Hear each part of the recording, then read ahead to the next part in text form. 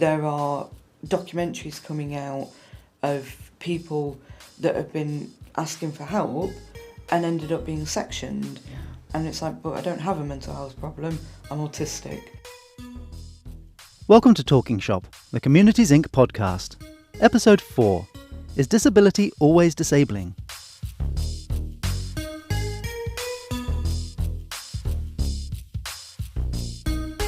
Today we're joined by Charlotte Throssel from Disability Support. Hi Charlotte, how are you doing? Hi Shamsher, I'm good, thanks. How yourself? Good, I'm very well, thank you. So could you just start off by telling us a little bit about yourself? Yep, so I run Disability Support because I am a obviously physically disabled person from birth, and we're very aware that, you know, a lot of disabled people need support, information, advice and guidance, so I've set up the charity to do exactly that. Great, and so what sorts of things does Disability Support do? One of our main services, as you can imagine, is welfare rights. Everything from entitlement checks all the way through to appeals and tribunals, and we support with every step of the process. We also have a lot of community work, we do a lot of peer support and facilitate self-advocacy groups. But we do other things like helping people get on housing registers, helping people apply for Blue Badge, or funding for equipment. Basically, you ask the question that has something to do with disability, age or caring responsibilities, and we come back with the answer. So it's all areas really? All areas, yeah. So just going back a little bit, what is a disability? How would you define that? What would be the definition? So there is a legal definition, which is an impairment or ill health that has a long-term substantial effect on daily living. So substantial is obviously several days of the week, and daily living is everything from getting up, getting dressed, getting food. But that doesn't necessarily work for us because it's quite strict in its parameters. So for us, we're looking at anything that has a potentially negative barrier to your independent living. And independent doesn't have to be on your own, you know, it can be with support or with whatever you need, but anything that is a barrier to that. So it's one of the reasons we put age in there, is because older people don't identify as having a disability, despite the fact they may not be able to hear as well, or they may not be able to walk as well. So for us, it's any sort of impairment, any health condition, any mental health condition, any neurodivergence, any cancers, HIVs, anything you can think of that has an impact on your day-to-day life. Well, that seems to make sense to me. Anything that has a negative impact on your life is something that puts you at a disadvantage in some way. Yeah. Or could have a harmful consequence. So, I mean, you mentioned that disability support works across a whole range of areas.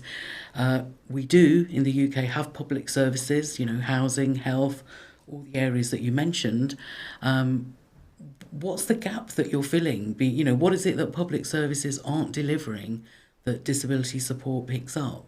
A lot of services are either impairment specific, or you have to fit a certain box to be able to get what you need. That doesn't work for a lot of people. If you look at myself alone, I am a permanent electric wheelchair user, but my physical health is impacted by that. If I go to the doctor to talk about my physical health, the knock-on effect can also be an impact on mental health, cardio health, potential diabetes, etc. But they will only deal with one or two things, not the whole package, not the whole person. Yeah. And if you go to housing, it's the same thing. If you go to social care, they look at your care needs, but not how that fits in with your role in society, or your role as a disabled parent, or your role as a disabled person in general. It doesn't... all of the services don't take you as a whole picture, just that one problem that you've presented with, and not realise the impact that all these different things can have. Whereas with disability support, we will sit and work with the individual and look at the whole picture and all the support that can then be put in place around that. It doesn't always have to come from us, it can come from elsewhere, but we can point them in the right direction from step one as opposed to round the houses and back again. Yeah. So you're dealing with the person as a whole, as it were. And obviously, you know, there are some people that will have multiple disabilities. So, you know, in terms of public services, that narrow focus means that they're often accessing a range of different services, which doesn't really seem to make sense when...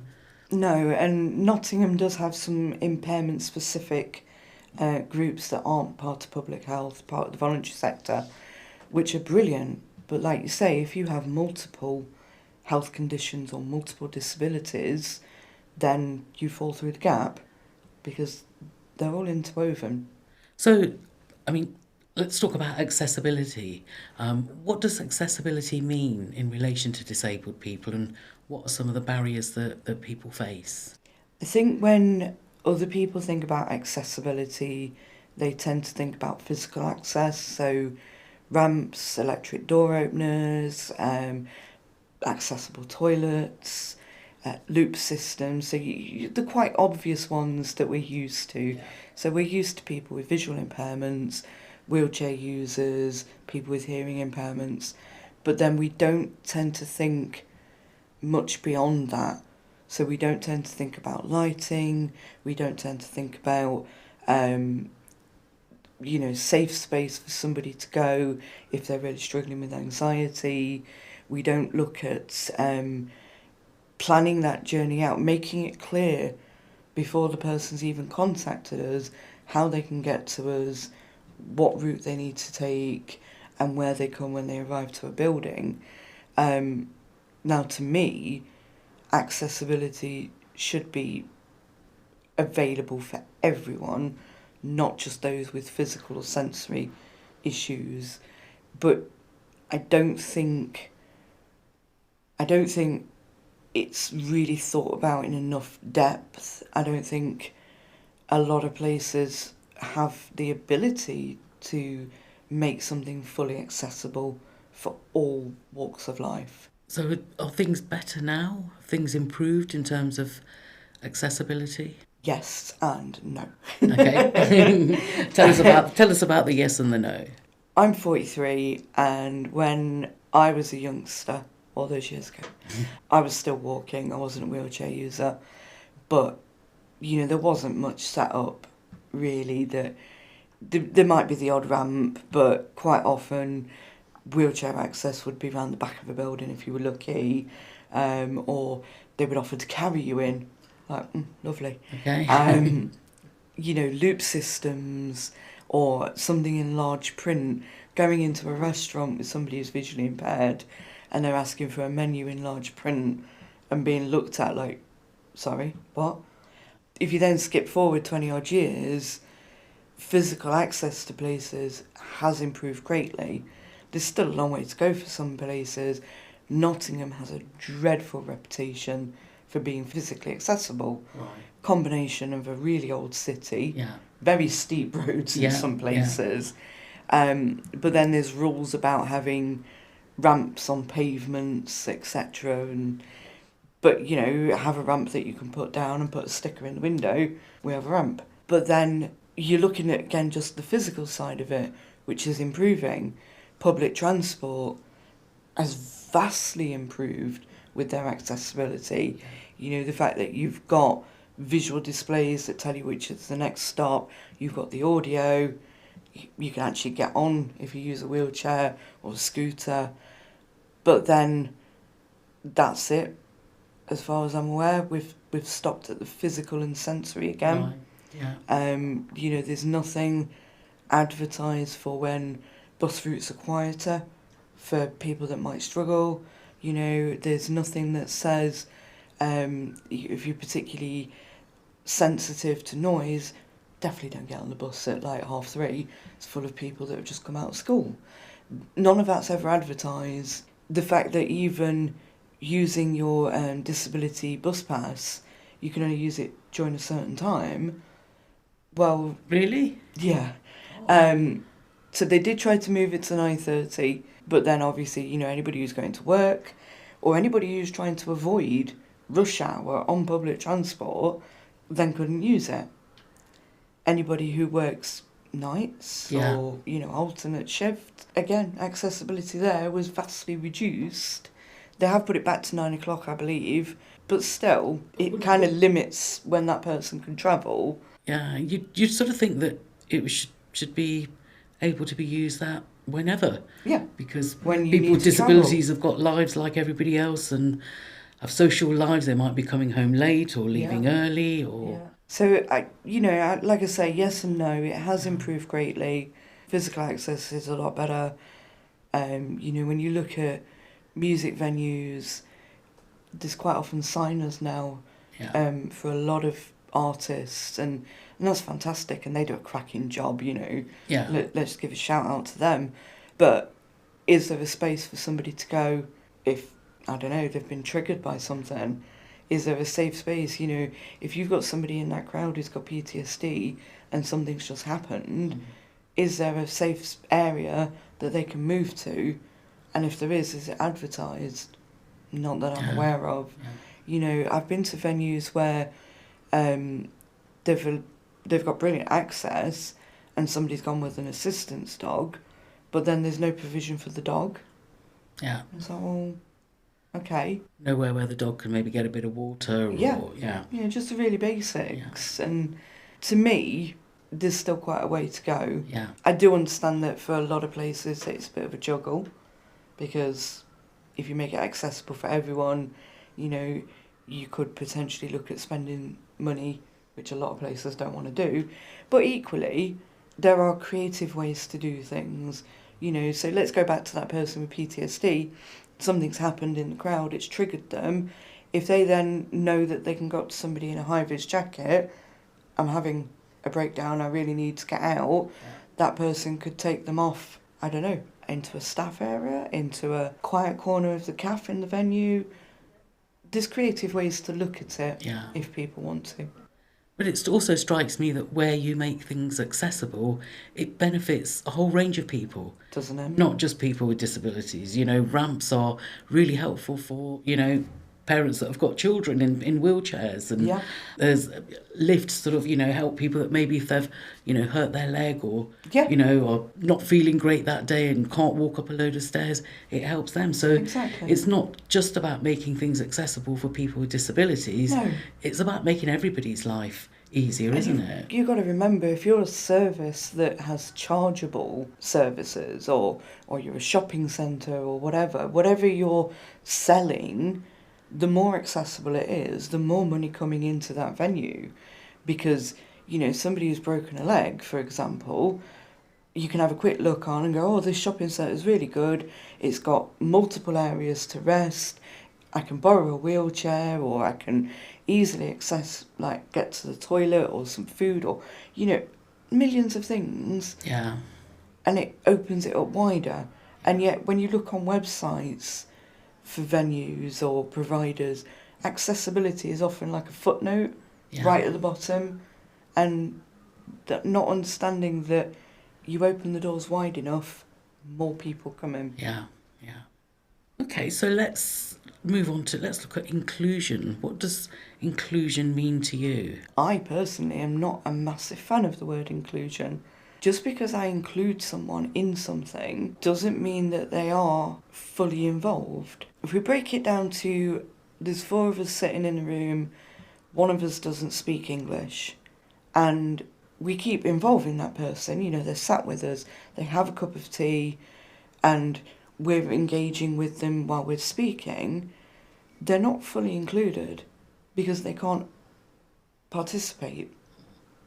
And quite often I've seen inclusion where they've wheeled the little kiddie in the wheelchair into the school play, and they've sat and smiled, and then they've wheeled them out again, and that is not inclusion. Inclusion is fully integrated into whatever that activity is, whether it's social, educational. Yeah, I think we come back to accessibility again then, don't we? If it's not accessible, Then it's then not it's not inclusive. inclusive. Yeah. Yeah. But again, looking at the individual, I watched this video, I think it was actually in America, which is a bit unfair, but my point still stands. The child was wheeled into the environment where the play was happening. The play happened and then they were wheeled out again. It's physically accessible, but they haven't thought to make it more accessible that the child can join in with their peers. And that causes segregation. That causes, it's basically doing to someone rather than with them. Yeah.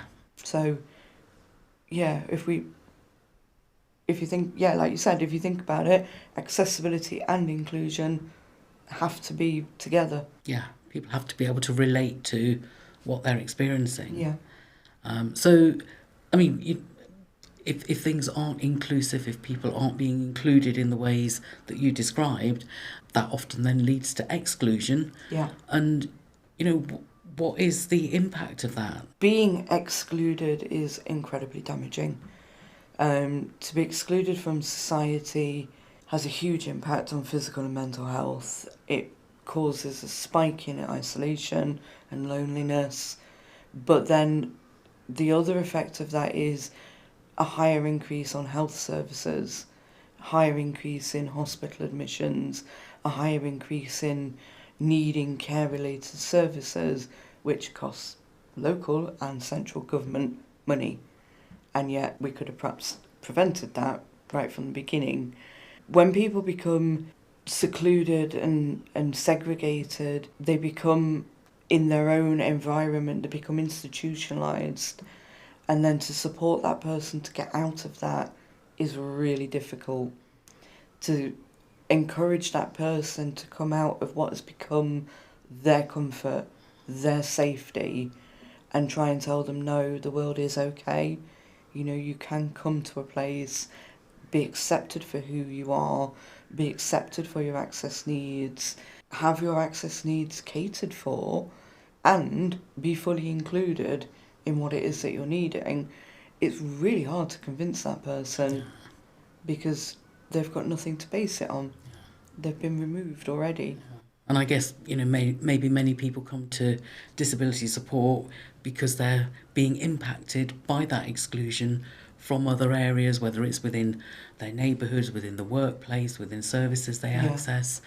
And like you say, it's an additional factor, isn't it? That people are then sort of having to face, as it were. Yeah, so a lot of the people that come to, especially the peer support groups, they have become isolated from society or isolated from their groups. And we tend to find that if you have a disability later in life, if you had a job or you had a particular network and then you have a disability, that network that can shrink. Equally, if you're a carer and you're caring for your loved one, again, your social network can shrink. Access to places, homes are not accessible for the majority of people. So if your loved one becomes physically unable to access your friends' houses, that network starts to shrink very quickly. That increases the isolation. And, when that loved one, if they pass on, that carer then has no friends to go back to because the network has shrunk, potentially no job because they've been out of work for quite a while, and no caring responsibility. And that is a huge void for someone to try and navigate. Yeah. Exclusion could be, people might say we don't have the resources, we don't have, or, in terms of accessibility, but sometimes being excluded is quite intentional. Yeah. And, it's well known. Disabled people are part of the 5 nationally monitored strands around hate crime. And we know that, in the last year, figures across all of the 5 strands have shot up enormously. Have you seen any of that impact? With disability hate crime, personally, I don't feel it's as clear as some of the other hate crime strands. A lot of disability hate crime is drip-fed, it's institutionalised. If you're relying on someone and that is your support mechanism, or the person that helps you get up in the morning and get ready for the day, and hate crime's happening, you probably tolerate it an awful lot more. I'm very aware that there are different parts of society that view me very differently.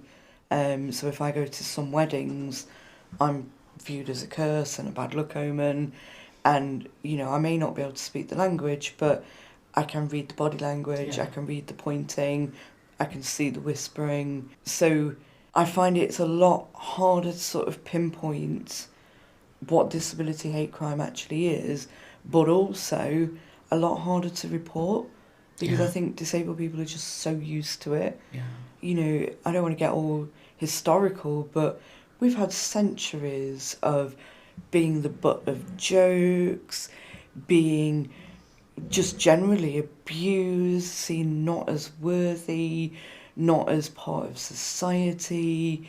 I remember when I was younger and I told somebody I got a job and they were like, oh, well done. And, that was the attitude for so long. So for people to then start going, what you've just done is inappropriate and a hate crime, I think it's really, really difficult. There's a lot of work to be done around that. And just to say, a hate crime is any criminal offence that's motivated by hate, but also the police talk about hate incidents, which are much more common, which are incidents that happen that are motivated by hate, but there's no crime that's being committed. But of course, the impact of those hate incidents can be just as overwhelming and severe as a hate crime. Sometimes we hear about disability hate crime referred to as mate crime, and I think that's what you were talking about, that if you're reliant on carers, other people. And people with learning disabilities find that quite often they can be easily persuaded into things, and that person knows exactly what they're doing. They're encouraging a potentially vulnerable person into a situation. They know what they're doing, but that person with the learning disability doesn't, and they get swept along in that. But, you're talking about incidences. It's really hard, again, to say that it's hate. If somebody says something about colour or gender or sexuality, you would instantly say that is hate. But if somebody says a derogatory word for somebody who's got cerebral palsy, for example, you wouldn't necessarily go, that's hate. And that person receiving it wouldn't necessarily say it was hate. It's a really uncomfortable situation, and they would often move on from that and not report it. And, personally, I think that's awful, and more work needs to be done to help people identify that is an incident of hate. But, it's very unclear. It's sort of, sometimes we talk about microaggressions in our training, and, the term doesn't mean that, the impact is belittled or less in any way. All it means is that behaviour is still driven by hostility, but it's very subtle. You can't put your finger on it. There's no explicit language being used. There's no physical attacks happening. But, you find yourself not invited to certain things, or being left out of certain communications on a regular basis. But just really simple things. So I keep coming back to me because I'm able to talk about myself and my experiences. But things like being invited to networking events, and you go, oh, fabulous. And then you're like, just out of curiosity, are you accessible? And they go, oh, no, it's on the second floor, we haven't got a lift. Right, okay. So that is a microaggression. You've just not thought about anybody other than the people that you know. And microaggressions, I would say, are really common when it comes to disabled communities. And I imagine even worse at times when you've had a very different upbringing and disability is viewed very differently in a different culture, And then you come to disability support and we're saying, no, you shouldn't tolerate that, and no, you're not the person in the wrong here, and it's quite a minefield to get around. I think when things become normalised, it takes a pretty serious incident to sort of think, oh, there's something wrong here. Yeah. Whereas those daily things that are still wrong, just because they happen frequently or often, and doesn't mean that they're okay, does it? No, and that's the thing, isn't it, with disability and hate crime or incidences, it's been normalised for such a long time, and we've got individuals from trans and LGBTQ communities who have been attacked or sadly lost their life. And up and down the country there are vigils, there are marches, there are demonstrations, and yet there are disabled members of England's communities that have been killed, have been abused, have been found in sheds. There was a story came out recently, gentleman was confined to bed and his wife and her new partner were basically financially abusing him for a good few years. And, obviously it's going to go to court, they'll be prosecuted, but people just sit around and say, oh, that's sad, and move on. There are no vigils, there are no marches, there are no demonstrations. There are documentaries coming out of people that have been asking for help and ended up being sectioned. Yeah. And it's like, but I don't have a mental health problem, I'm autistic, I needed help. There are parents who have needed support for their children, and it's fair to ask for support, because children don't come with a manual, and then if they've got additional needs as well, you go to the professionals and say, I'd like some help, and the children are taken away and put into institutions never to be seen again. And yet these documentaries have come out, the stories have come out, social media didn't blow up. Yeah. There was nobody in Market Square with candles or banging a drum. There was nobody. Yeah. And people like myself, we get looked at like, no, you're off again, are you? Yeah. And it's like, well, if I'm not off again, who is? Yeah. But this is how we feel about, and very similar with the older generations, oh, that's sad. And we move on.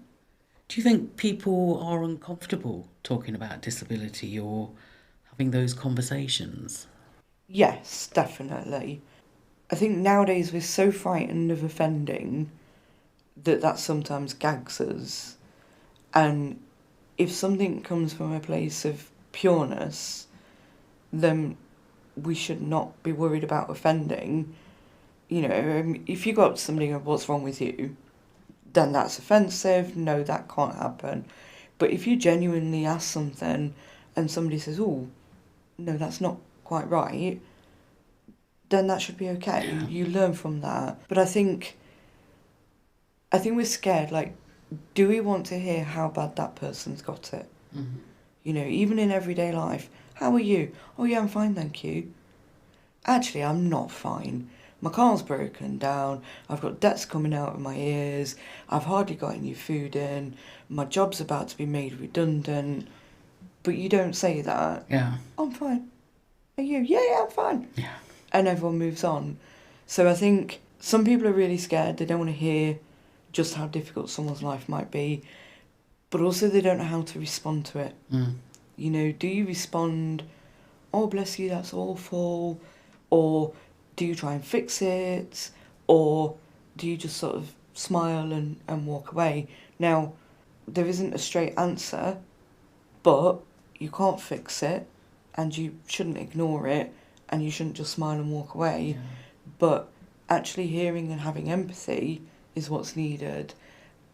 But that's really hard for people because we're in a rush, we've got our own lives, and it's like when you hear somebody's got cancer. Your first reaction, not you personally, I'm not ever targeting you, but your first reaction is like, oh God, I'm so sorry. Well, no, it's just a little bit of skin cancer, and I'm having it taken off, and job's done. Oh, okay.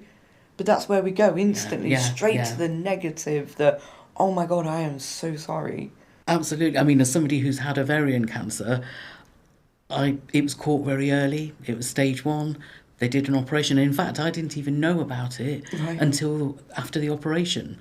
So I went to the meeting afterwards, and the consultant said, right, we've done a biopsy of, what we've removed. It was ovarian cancer. So there I was, getting ready to start bursting into tears, and she said, "But we've taken it out. It was stage 1. It was a solid mass. It hadn't spread anywhere else. It's clear. We're going to keep an eye on you for the next 6 months." So do you know what? I always feel a bit guilty, actually, because I think I didn't go through that trauma of being told that I had cancer, because I got told after that I'd had it. And I'm still in the system and they keep their eyes on me. But you're absolutely right. There's that sort of often over-emotional response that people have. And a lot of the time, it can be treated. My brother's just recently been diagnosed with pancreatic cancer. Right. And to be honest, it's been really good to be able to talk to him, and I think it's been good for him to actually hear, actually that word doesn't mean I'm going to die. No. But then the flip side of that is, are you scared to tell people that you had cancer? Because you might get that over emotional response. Oh God, I'm so sorry. Yeah. Oh, are you okay? Yeah. And then where does that questioning go from your perspective? Does it get really invasive? Yeah. Or does somebody go, oh, I'm sorry, bye? Yeah. and not care? So you could potentially have that sort of fear, and that definitely happens with mental health. Yeah. People might get to a point where they start to open up, and then they're a bit worried, like, how's this going to go? Am I going to be judged? Am I going to be questioned? Am I going to have to go through all of this? And there's nothing, that person's like, oh, that's bad. All right, see ya. Yeah. That was a waste of my time. Yeah. It's quite complex, but I think if we could start to be honest about ourselves, the good, the bad, the ugly, and we can be honest about our access requirements if we know them, because not everyone does, and we can talk about the positives and the values that we bring as disabled people, because to look at me, it's all about me, to look at me, physically there's not much happening anymore, and I had a shoulder injury a while ago, so now I'm pretty much without either arm. But, I run an amazing company. I have incredible staff. Yeah. I have an amazing 9-year-old daughter, and all the challenges that comes with being a parent. You've got some great volunteers. I have fabulous volunteers, who have this real burning passion, not in the condescending, I want to help disabled people, but I want to make a difference to someone's life. If we can bring that value to the forefront and be positive and open about who we are and what we need, then hopefully we will start to advocate those conversations from other people who either don't have a disability or don't know they have one, to say, oh, can we talk about this? When the council get in touch with me and say, oh, we want to do something around disability, it never gets into the nitty-gritty stuff. It's always fluffy on the surface because they're scared. And it takes effort and time to make a meaningful connection, doesn't it? Yeah. It's not just a... But I think as society, we need to meet halfway. Yeah. Disabled people need to meet halfway with other communities and vice versa. We always say, in terms of bystander interventions, which is the work that we've been doing over the last number of years, that the deep psychology of the bystander is a denial of a connection. Yeah. Is when you see somebody being targeted because of their sexuality, because of their disability, because of their, whatever background or characteristic, and you think to yourself, that's got nothing to do with me. Mm. And the antidote to that is actually making connections. Yeah. And it's really easy to make those connections. Do you know what? I was in town. I'd just come out of court for a tribunal, and there was 2 potentially homeless gentlemen sitting on a doorstep shouting at each other, and effing and blinding, as you can imagine. And they then started shouting and effing and blinding at passers-by because they were looking. And I assessed the situation for a second or two, and I got my daughter with me, and I thought, this is ridiculous. And I went over to them and I said, lads, I want to make a deal with you. And they were like, what? I said, how about I buy you a cup of coffee on the understanding, because they'd been shouting about money and food and whatever. And I said, how about I buy you a cup of coffee each on the understanding you stop effing and blinding at everyone. I said, because I've got my 9-year-old daughter with me and she's scared. But I want her to follow in my footsteps.